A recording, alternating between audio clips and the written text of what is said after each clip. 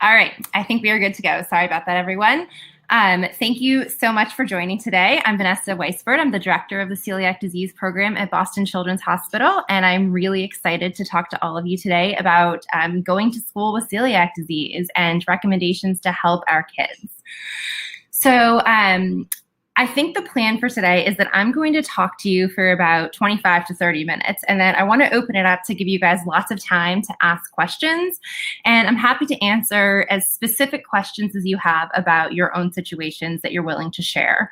I've done many of these trainings in group sessions, and some of the best learning happens when we can share with each other and learn from experiences that other people have had. So I do encourage you to share. You can share in the chat window or the question window, and I will be getting all of those live. And Erin will be here to also help me along the way. So I'm going to tell you today about recommendations that came out this year for managing celiac disease in learning environments. Just to start out with some of the disclosures, the recommendation process was funded by the Celiac Disease Foundation, the Children's National Hospital Board of Visitors, the Children's National Chief Strategy Officer Fund, and Dr. Shar USA, but I have no personal disclosures of my own. And I do just want to say up front that even though the creation of these recommendations were funded by these different groups, they funded the bringing together of experts. So we were so fortunate to have this amazing opportunity to bring people together. We had over 40 experts from around the country who joined us to create the recommendations, and I hope that you're really going to like what you see from them. So let's just take one step back before we dive into the recommendations and talk about celiac disease in school. As we all know, celiac affects about 1% of people in the United States, many of them children, who attend federal and state-supported learning programs every day of the week. And when I say learning programs, I don't just mean your traditional public school, although many children, the majority perhaps, attend public school. But there are also many private schools that receive federal funding. There are daycare centers that receive federal funding and after-school programs that receive federal funding. And our kids go to these places. We also know that celiac disease can cause significant effects on children and their families, as well as on the learning institutions that they attend. We also unfortunately know that almost half of children and teens don't follow a strict gluten-free diet. And most of the time, this happens when they're eating with their peers. This can happen at lunchtime. It can happen during classroom celebrations. It can happen when they get cross-contact with gluten-containing materials from supplies. It can happen at a play date after school. It can happen by accident. There are lots of places that this can happen. We also know that oftentimes kids with celiac disease can be excluded from everyday school activities. This happens because the school doesn't quite understand how to provide for them. They don't want to provide for them. There's no plan in place to have a gluten-free option for them. There are lots of reasons why they might be excluded. And we also know that when kids are excluded from things, they feel less integrated into the school activities.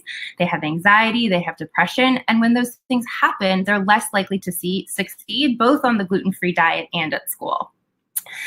We also all know that not sticking to the gluten-free diet can lead to negative short and long-term health consequences. So we don't want this to happen. We want to have a safe experience at school or whatever learning environment that a child attends. And then that's just one of the references for the facts on that slide. So why do we need standardized recommendations? There's a few reasons. One, before we did this, there were over 30 different back-to-school guides that were published online from different organizations. They were from actually every different children's hospital in the United States that has a celiac program had a different guide to going back to school. All of the advocacy organizations for celiac disease had their own guide. All of the support groups had their own guides. And there were hundreds of recommendations for families to ask for at school. And so it was very confusing. They had conflicting information. They had different interpretations of federal laws that protect children in schools. And it was really overwhelming for parents and schools because nobody was sure what they should be asking for and what the schools were being required to do. So I work in a pediatric hospital, and oftentimes our patient families ask us to help them with setting up accommodations at school. And we were becoming inundated with requests from both parents and schools to act as a moderator. So the parents wanted 300 accommodations for their child, and the school says, we can't do this. There's no way we can do this. And so we often have had to act as a mitigator to help them come to a common place where accommodations were set up that were reasonable, that were that the families felt confident about, and that the schools felt that they could effectively execute. So we wanted to create something that could be used everywhere. And I'm very fortunate that in my work at the hospital, I'm part of a consortium of 12 pediatric celiac centers from all across the country who work together on a number of different research projects, educational projects, and just quality improvement in the world of celiac disease. And so we all decided that this has to happen. We must create something that everybody agrees to, that is legally sound, that schools can do well and are a part of developing, and that families will look at and say, yes, if the school implements this, I feel good that my child is going to be safe. And then the Celiac School Action Guidelines for Education was born. This is not the name that we gave the official document, but we have lovingly dubbed it the Celiac SAGE Guidelines. So we convened a group of 44 experts from all around the country, who I'm going to talk about all of them in just a moment. The recommendations were developed to be applicable in a wide range of learning environments. And from here on out, you're going to hear me say the word learning environments a lot. And we chose that term because children learn in many different places.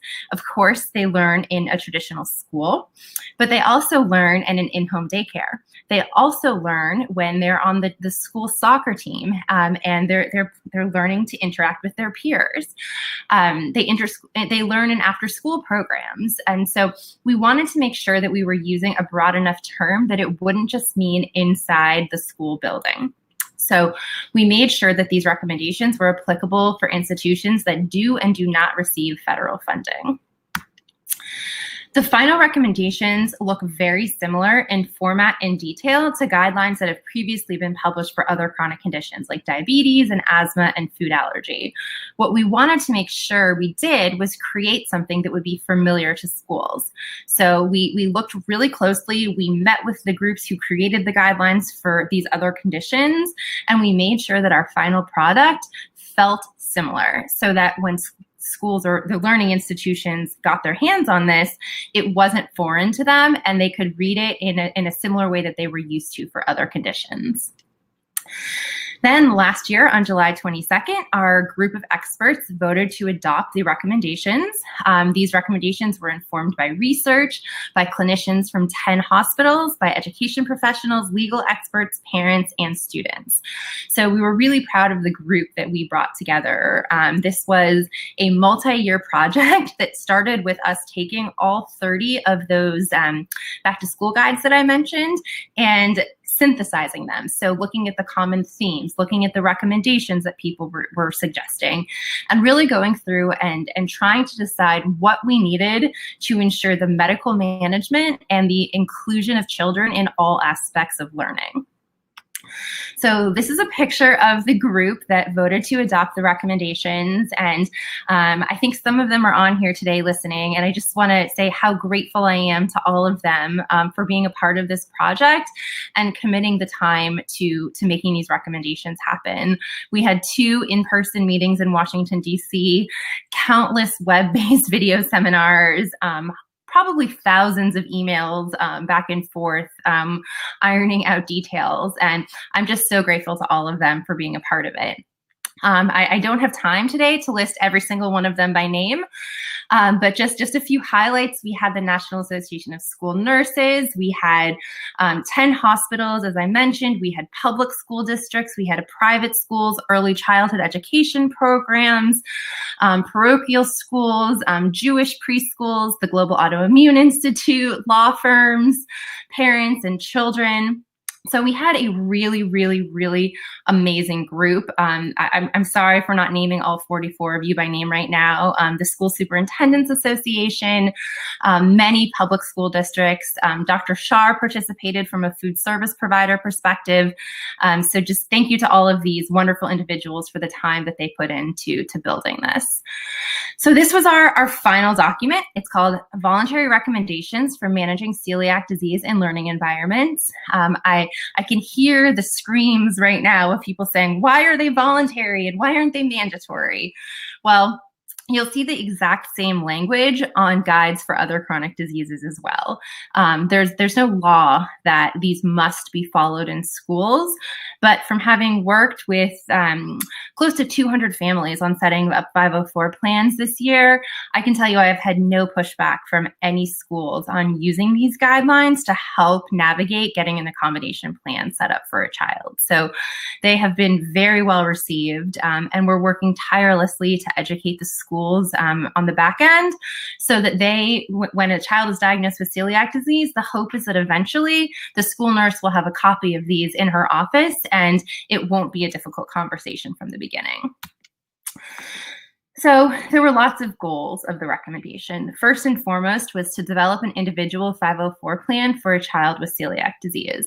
A 504 plan is the plan in a public school that documents accommodations for celiac disease. And I'll talk more in a little while about the individual laws and how that all works. But we needed to make sure that the recommendations were legally sound so that when a child in a public school was going to use them, that it would be applicable. So once we knew that they were legally sound to meet the requirements of Section 504, we knew that we could then make them more broadly applicable. Obviously, these recommendations are meant for children with celiac disease, but there are also kids who are on a gluten-free diet for conditions that aren't celiac disease. So even if your child is on a gluten-free diet for another medical reason, you could also use these recommendations in those circumstances. And as I said, we really intended for these to be broadly used so that if your child does not go to a public school or one that receives federal funding, that they are still useful. So there were 4 key sections that the group decided had to be a part of this. First was formal professional development on celiac disease for personnel who work with kids with celiac in learning environments. So this is the section where we educate teachers and administrators and food service staff and coaches and anybody who works in an environment where a child with celiac disease is in their care. And we've actually also used this training program for in-home daycare centers, for large daycare centers. So professionals of all sorts that work with kids with celiac disease. Section 2 was really important, educating children and family members about celiac disease. So when you read that, at first you may think that we're talking about educating ourselves, so us, the parents of kids with celiac disease. But in fact, we're talking about 2 things. One, we're talking about making sure that we as families with children with celiac disease know what our kids need and know how to advocate for them in school. But we're also talking about educating the communities in which your children attend a learning environment. So we have a lot of really great tools and recommendations for educating other kids in the class. Really age-appropriate ways of talking to kids about celiac disease, food allergies, asthma, allergies, diabetes, whatever it may be. But educating kids in a way that they are compassionate and understand that everybody might not look like them health-wise. And then educating families. Some of the worst bullies for kids with celiac disease are actually the parents of other kids. So we think it's really important to educate your parent-teacher association, educate your circle of friends. It doesn't have to be complicated, and there are fun ways to do it. But we think that education of your community is critical. Section 3 is really the heart of the recommendations, and that's where you're going to find the table that outlines the recommendations we feel protect a child with celiac disease at school or in the learning environment that they are in, and we're going to go through that table in a minute.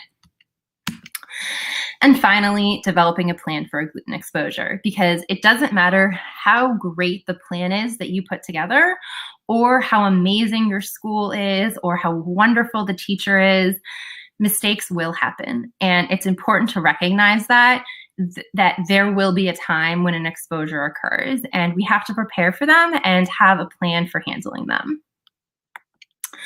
So this is the table that I was talking about, where we have recommended practices for managing students with celiac disease. I'm not going to go through all of this. This is it's a 2-page part of the handbook, which you can all download from the PDFs that were linked to today's presentation. So you should have a copy of the full manual, these tables, and a number of other useful information that will be helpful to you. So when we created the table of recommendations, we went through and divided it into 3 separate spaces. The first was classrooms and other learning environments. So this could be your child's main classroom. It could be their daycare room or homeroom. It could be the soccer field. There are lots of places that could qualify as a classroom or learning environment. Second was eating spaces, so any space in which food is served.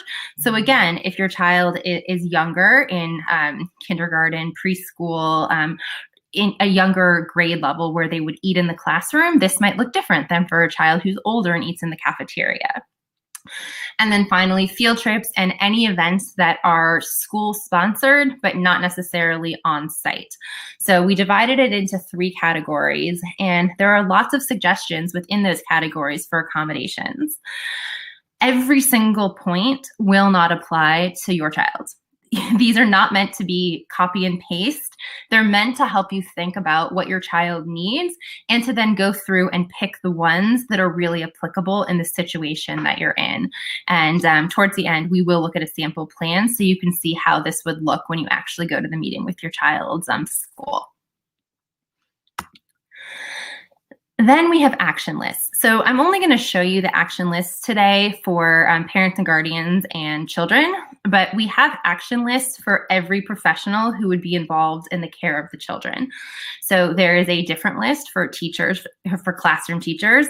There are lists for principals and administrators. There's a checklist for school nurses, for school psychologists, and even for the cleaning and janitorial crews. So food service providers, it really goes through the entire learning environment institution, and there are checklists for everybody to really help them understand what it is they need to do. But I've attached the PDFs for the parents and guardians and for the children to the session as well, so that you're able to download those. They're also in the full packet as well, but sometimes families find it easier to have them separated out since it's a lot of information all in one place.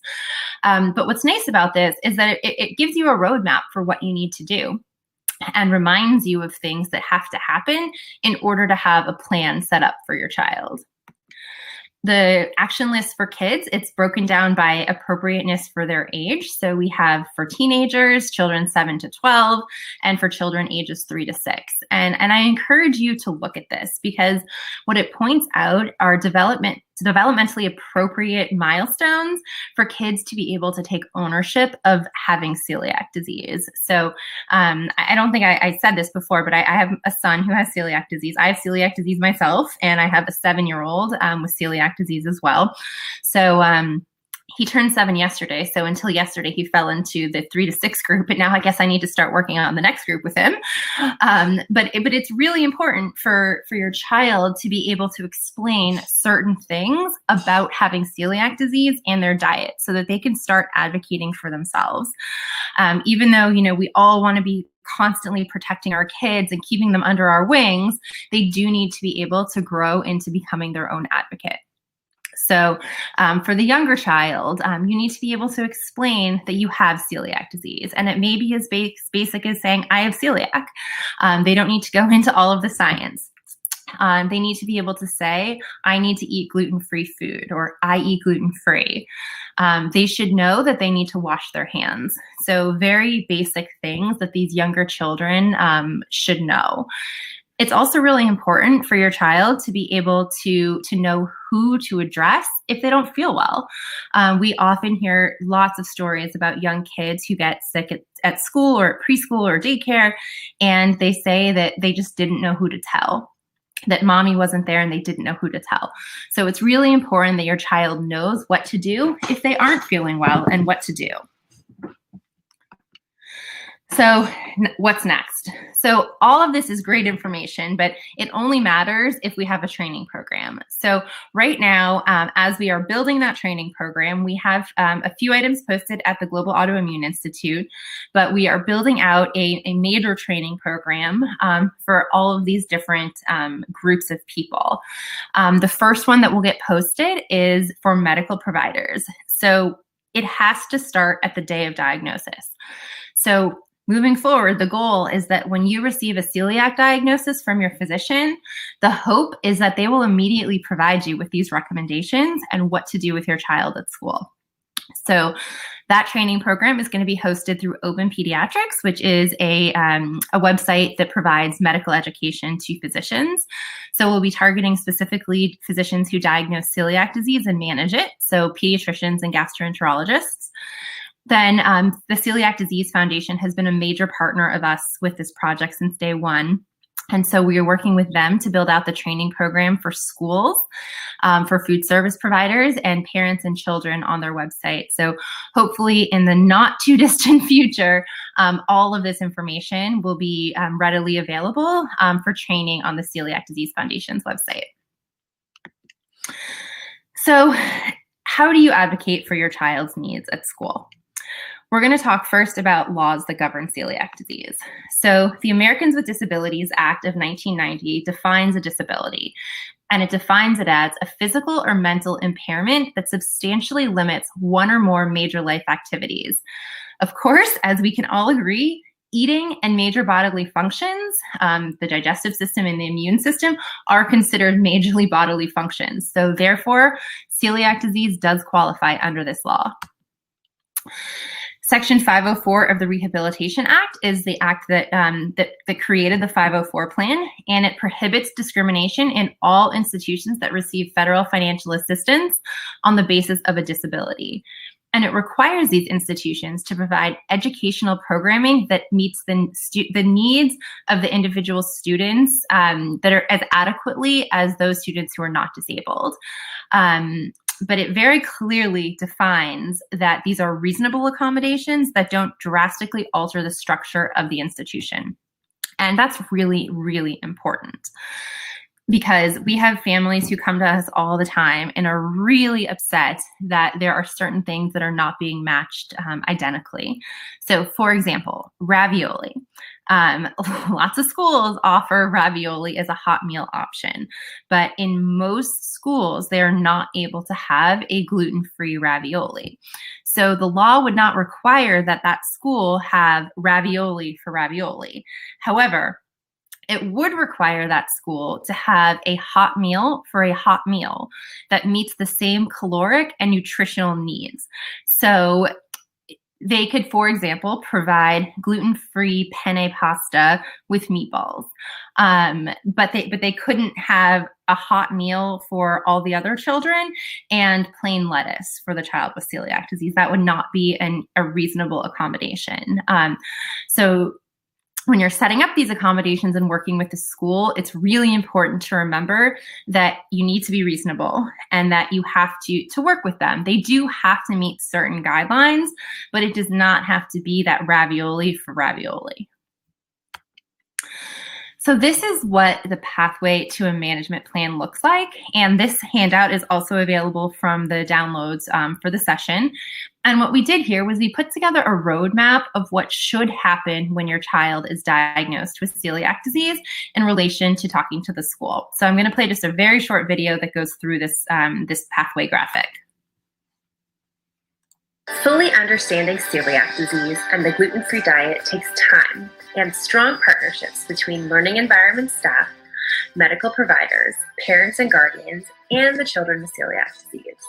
The hope is that this video training series and the accompanying resource materials will provide the tools to build these relationships and pave the way for a fulfilling school year for everyone involved. So how do we get there? The general path to a successful celiac disease management plan looks something like this. The child receives a diagnosis of celiac disease from a medical provider. The parents inform the school or other learning environments of the diagnosis for providing a letter signed by the medical professional documenting the date of diagnosis and individual needs of the child. In a public school, a 504 plan eligibility meeting is scheduled to document that the child is eligible for a 504 plan. In a private school, daycare, or other learning environment, a process should begin to develop the type of plan used by that individual institution. Members of the school health team should be assigned roles to manage the child with celiac disease. In partnership with the parents or guardians, a 504 plan or accommodation plan should now be developed by the school health team. This team may include the school nurse or health aide, school administrator, primary teacher, school counselor, and the food service provider. It may also include other staff who play a large role in managing the child with celiac disease. Once the plan is developed, it must be signed off on by the school and the parents, and finally, put into action. Annual check-ins are held to review and revise the plan as necessary. So this was just a brief overview, but that is the basic process that you're going to go through to develop this plan. Oops, there we go. Okay, so let's look at a sample plan. So once you've informed the school that your child has celiac disease, a process will start, whether it's a private school or a public school, and you're eventually going to have to develop a plan. So we're going to go through and look at how you would use what's in the recommendations to actually make that plan come to life.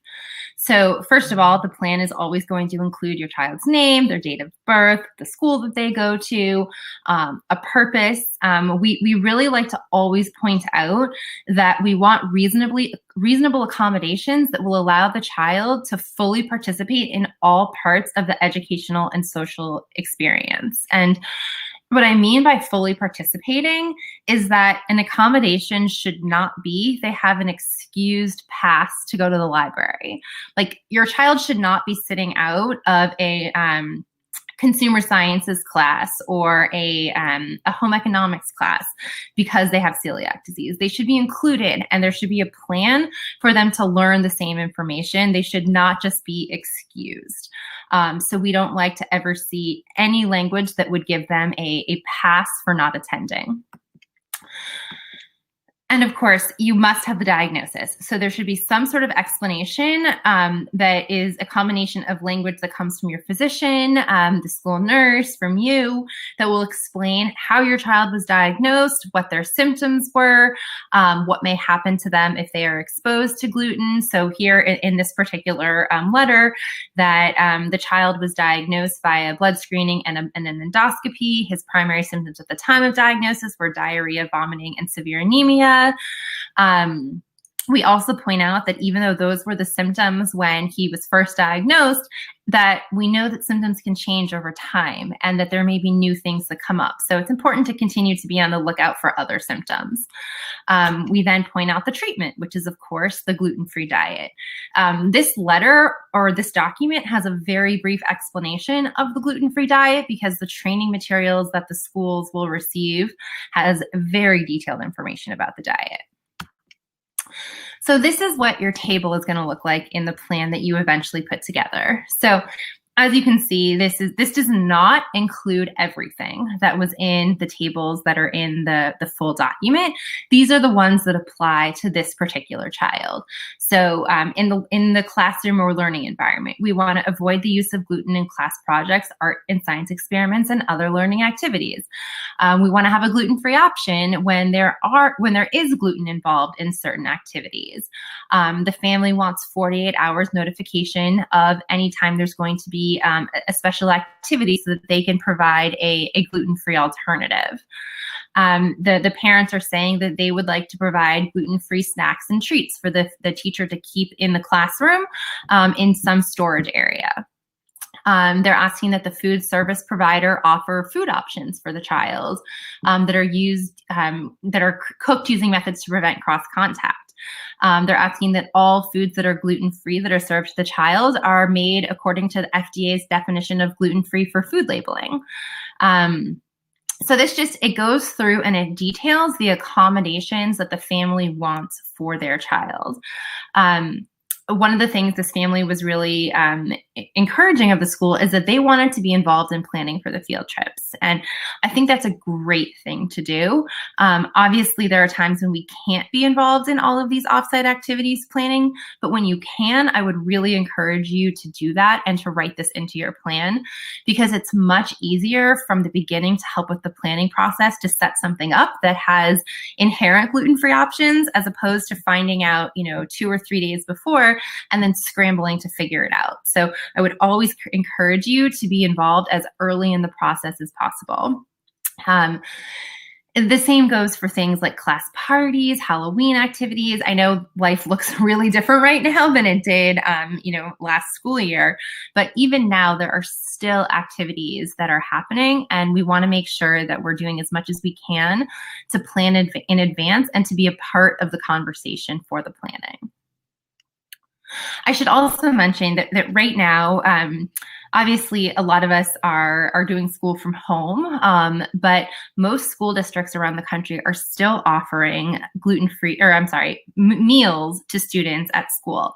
So you could go and pick up food, even though your child may not be going into the classroom. And what's important to remember is that if your child has celiac disease and they have a 504 plan, that school still must provide gluten-free food options, even under these circumstances. So my son, I continued to reach out to them this fall. They are offering free meals to the entire school district. And I emailed them and I said, my son has a 504 plan and he has celiac disease. And thankfully, we live in a great school district that was accommodating.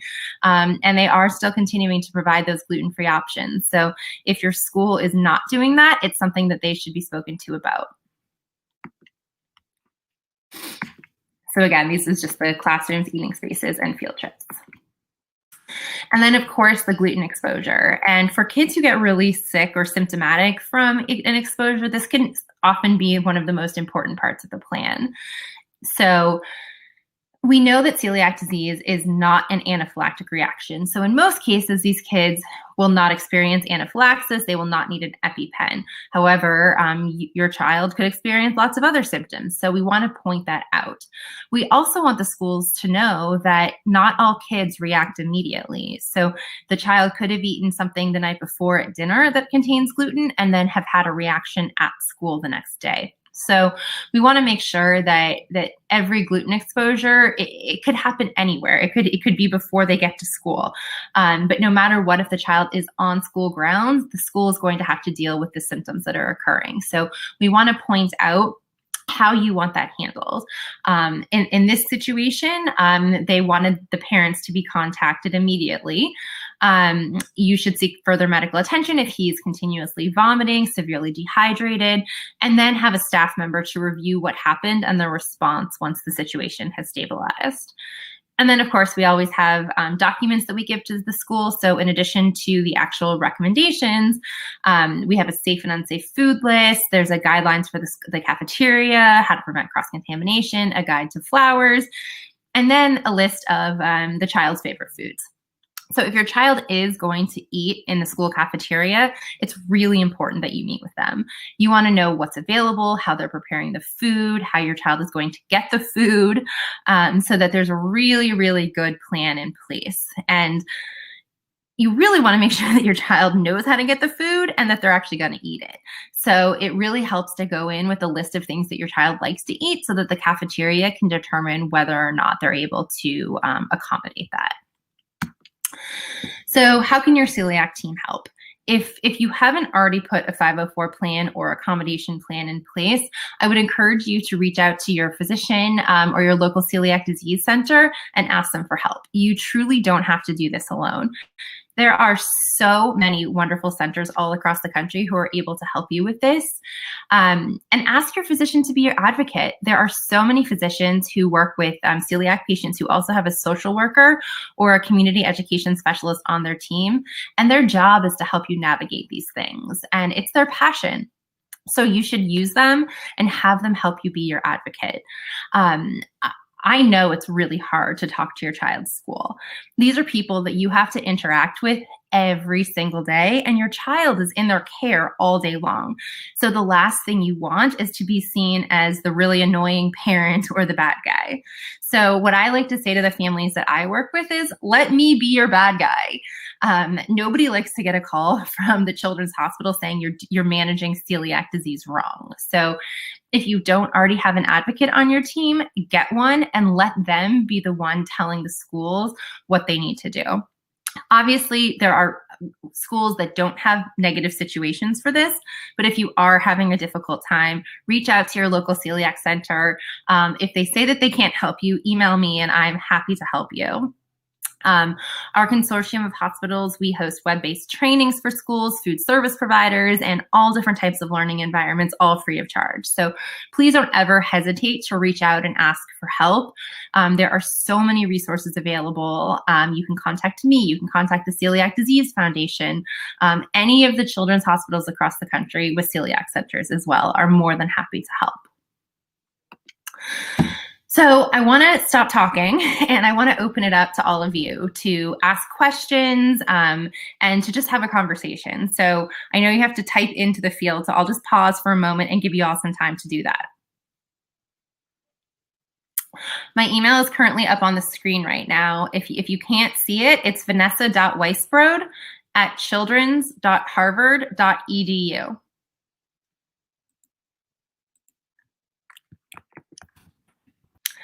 Okay, so there's a question. Is there a certain age when kids should be tested if a parent has celiac disease? So that's a great question, and there's no perfect answer to it. We do recommend regular screening for kids. Certainly, if they have symptoms, they should be screened. But, you know, at various time points, I would recommend their pediatrician does screen them. You could also consider having the genetic test. Obviously, the genetic test will not tell you if they are negative or positive for celiac disease, but if they don't have the gene, then you would not need to regularly screen them. I have celiac disease. My baby is 1. Should I give him gluten? So that is a question that you should definitely speak to your pediatrician about. There are many, many different schools of thought on when to introduce gluten, with no really wonderful conclusions to them. But there's no reason to withhold gluten from a child if they're not diagnosed with celiac disease. Okay, so there's a question from a school nurse who has celiac and a kid with celiac, largely families who require free lunches, and has an issue with misunderstanding of celiac as an allergy rather than an intolerance.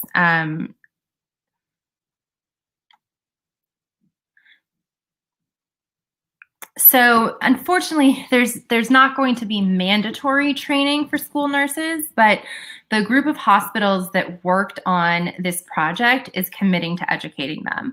So we're really lucky that the National Association of School Nurses was part of this project and had a school nurse at the table who helped in every element of designing the recommendations and as well as with the training program. So we have buy-in from them on a national level. We are going to be doing trainings through their national conferences, and we are also going to be offered trainings to local school districts.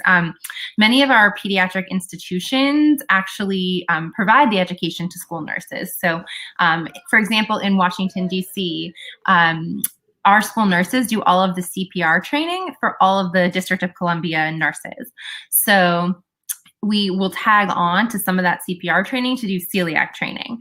So we're looking at different creative ways in order to help these nurses get the training that they need.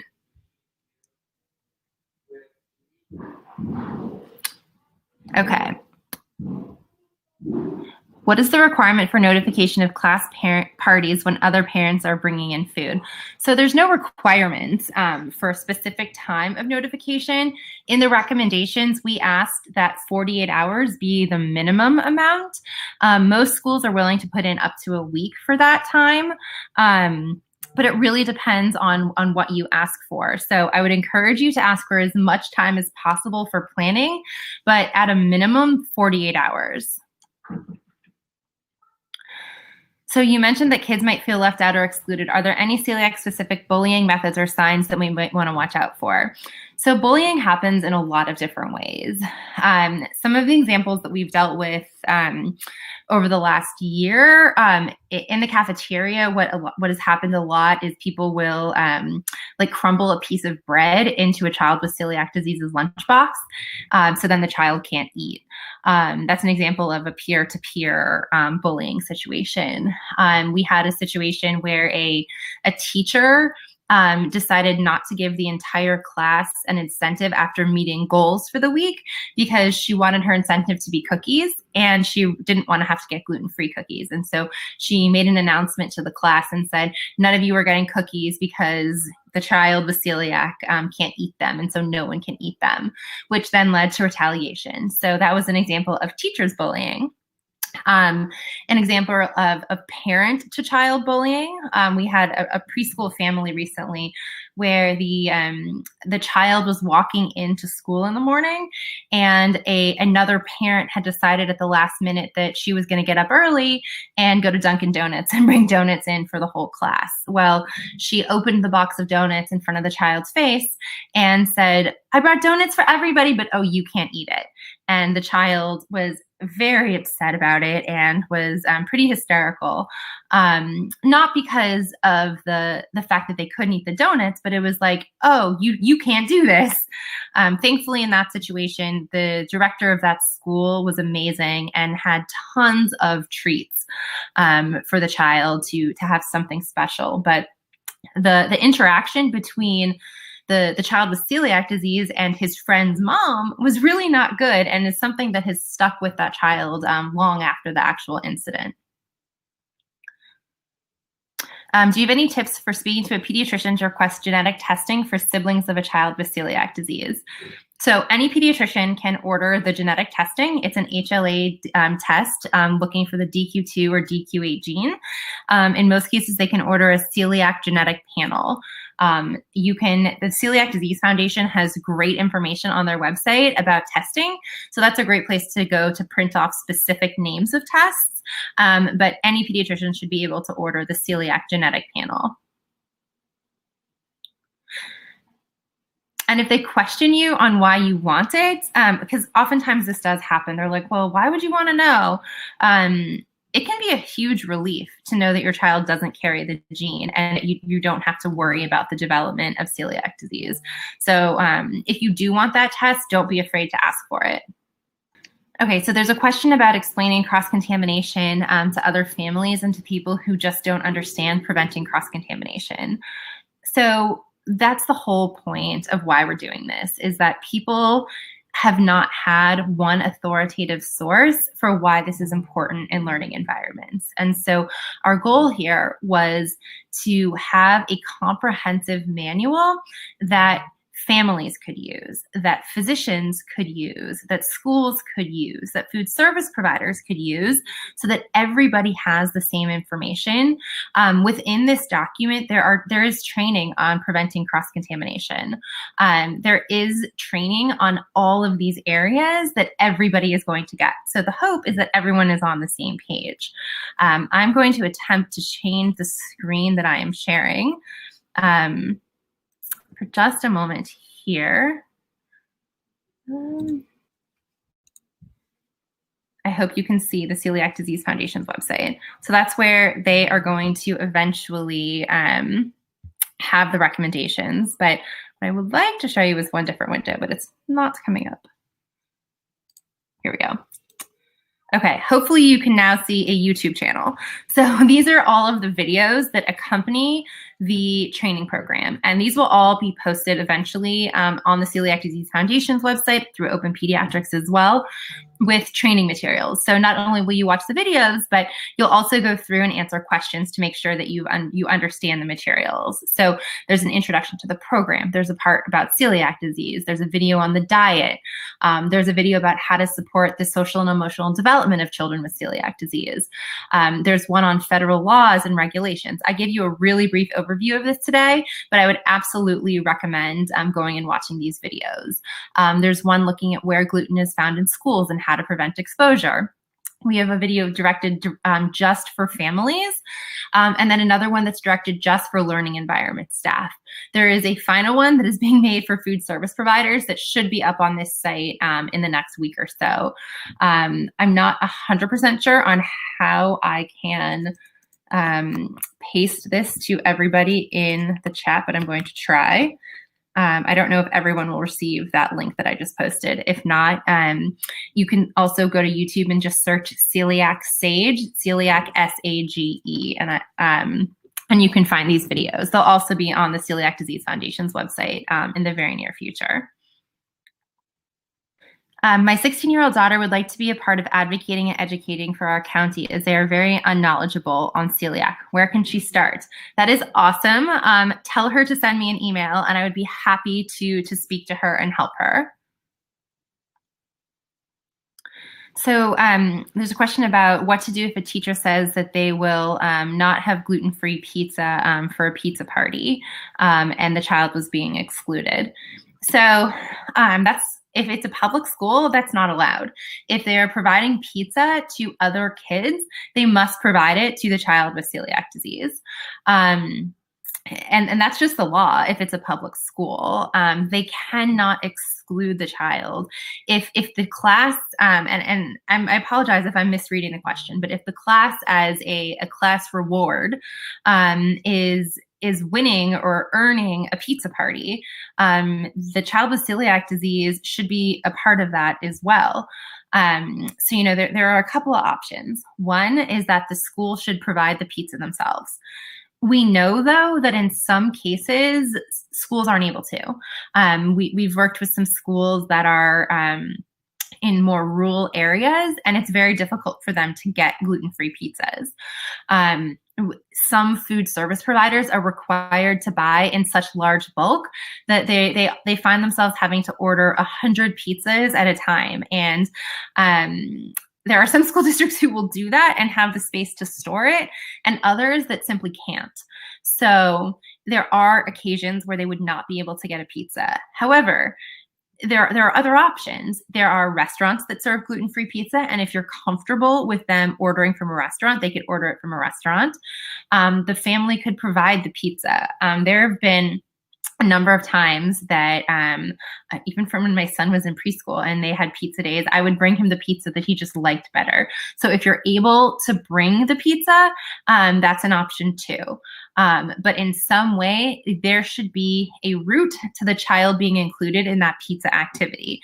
It may not be your first choice of how they're included, but there must be a way for them to have a safe pizza. All right, so I think that I have answered all of the questions that were submitted. I'll give it just another moment in case there's anything else that comes up.